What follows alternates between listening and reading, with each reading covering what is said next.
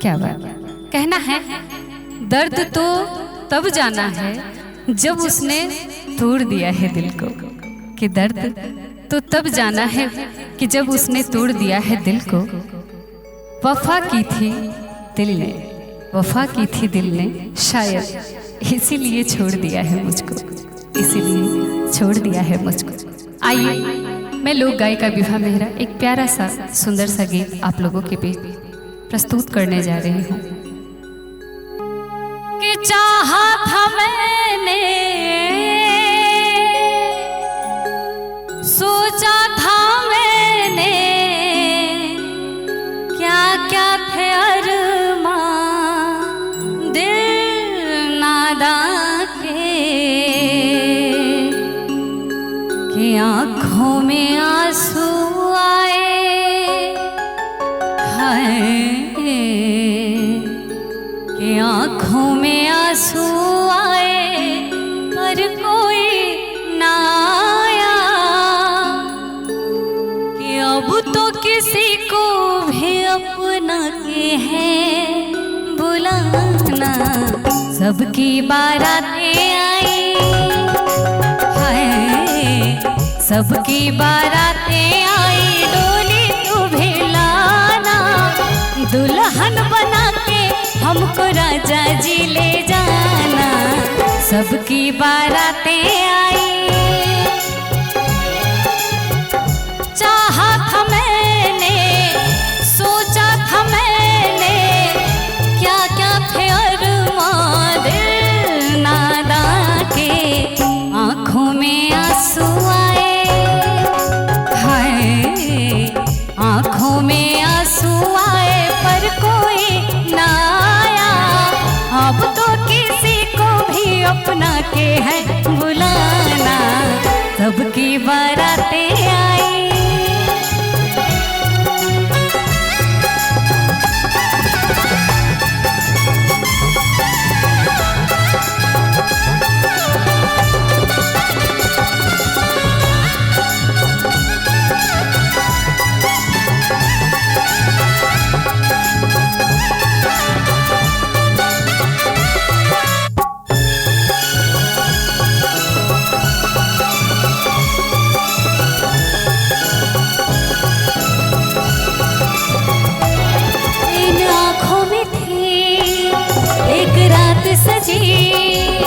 हाथों में कभी चूड़ी थी बजी, इन आँखों में थी एक रात सजी, हाथों में कभी चूड़ी थी बजी, पर आँख खुली तो आया नजर, न रात सजी न चूड़ी बजी।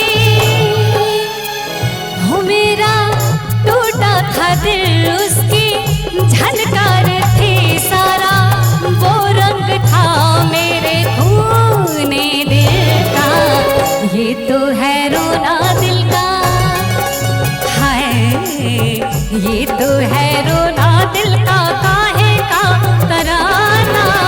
अब तो किसी को भी अपना के है बुलाना। सबकी बारातें आई,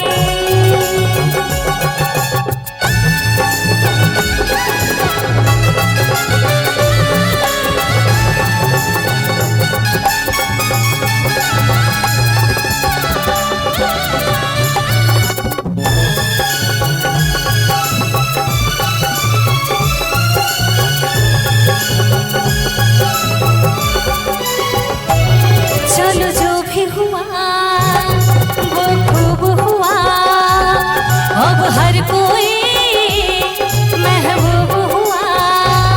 चलो जो भी हुआ वो खूब हुआ, अब हर कोई महबूब हुआ। है सबके लिए ये रात मेरी, अब तो है यही औकात मेरी, कि हंस के भीगी पलक चमकाना है, सुनी बाहें अदा से लहराना है। गम खा के आंसू पी के, हाय गम खा के आंसू पी के महफिल में गाना। अब तो किसी को भी अपना के है बुलाना। सबकी बारातें आई हो सबकी बारातें आई डोली तू भिलाना, दुल्हन बना के हमको राजा जी ले जाना। सबकी बारातें आई डोली तू भिलाना, दुल्हन बना के हमको राजा जी ले जाना। दुल्हन बना के हमको राजा जी ले जाना, दुल्हन बना के हमको राजा जी